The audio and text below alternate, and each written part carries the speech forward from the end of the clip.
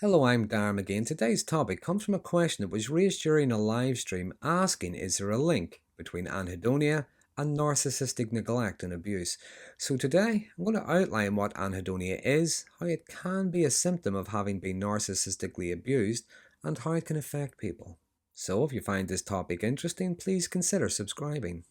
So anhedonia refers to the inability to experience pleasure in activities and experiences that would be considered to be enjoyable for most people. There's also a difficulty in finding pleasure, motivation, or even feeling an anticipation towards the things they once enjoyed, or events that most other people would look forward to. I would like to say that this is much more than just feeling low or feeling bored with things from time to time. It can be a complex and multifaceted symptom. Its presence can vary in intensity and duration from person to person, but it's often one of several symptoms associated with an underlying condition such as major depressive disorder, and it's often used to assess the severity and impact of an individual's depression. It can also be a feature of other mental health conditions such as schizophrenia, bipolar disorder, a traumatic brain injury, or even substance misuse. It's also believed it can be hereditary. Now, research is ongoing to learn more about the causes of anhedonia, but studies suggest it could result from a lack of activity in the part of the brain that produces dopamine or feel-good hormone.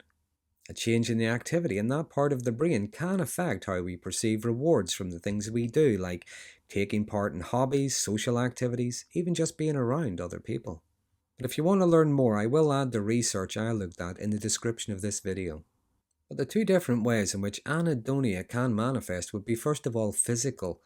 Now this could include a lack of interest or pleasure in things like eating, playing sports, exercising, sexual activity and so on.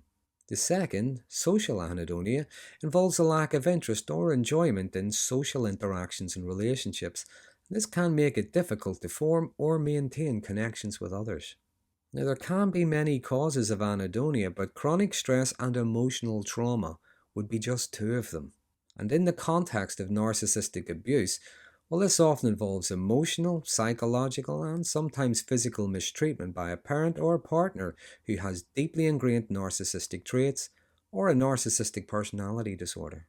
And this type of abuse can have a profound and long-lasting effect on a person's mental and emotional well-being.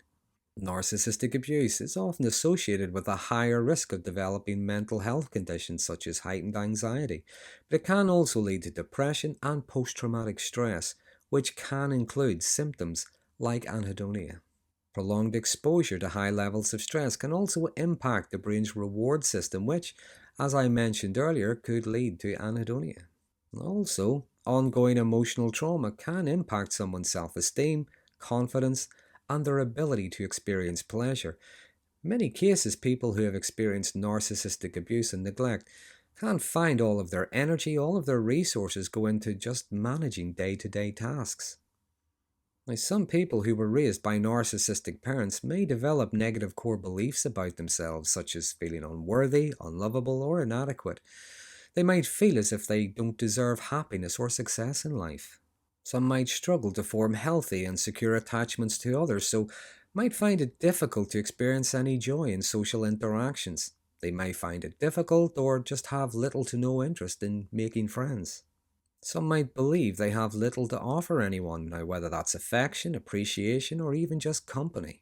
There can also be the expectation of judgment or rejection. And this can lead to withdrawing and social isolation, which can impact mood even further. In some cases, it can lead to social anxiety, and this can further contribute to feelings of helplessness and hopelessness. Lastly, those who have been in long-term narcissistic relationships or grew up in narcissistic families often experience prolonged misery. The narcissistic person in their lives maybe ruined almost every special occasion or moment they had, showed displeasure or disinterest in anything they achieved or enjoyed. And long-term exposure to that kind of behavior, well, how could anyone not be affected negatively?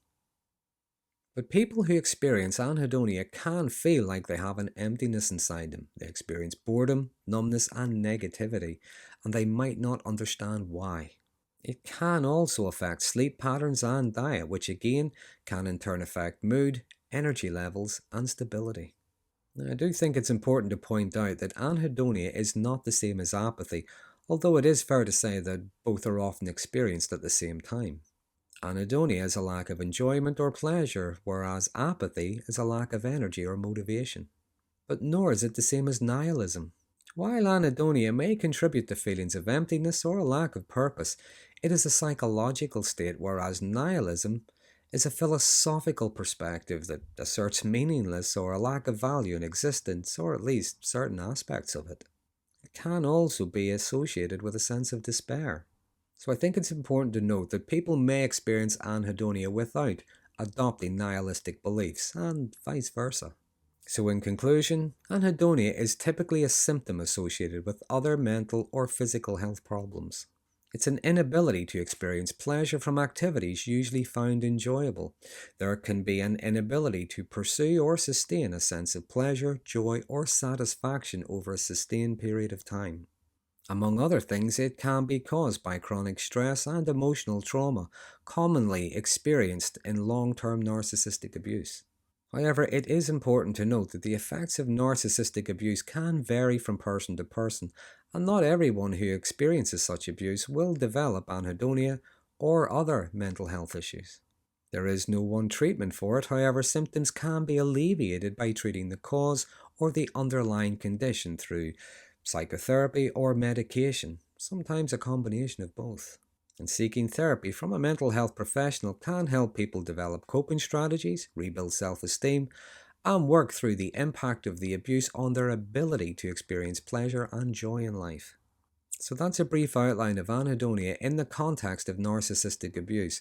As always, please feel free to add anything I may have missed in the comment section. But if you have experienced anhedonia and feel comfortable enough to do so, please share anything that you may have found helpful in the comment section. Someone reading your comments may appreciate and benefit from your suggestion. But if you find this topic interesting, please consider subscribing, and until next time, thanks for joining me.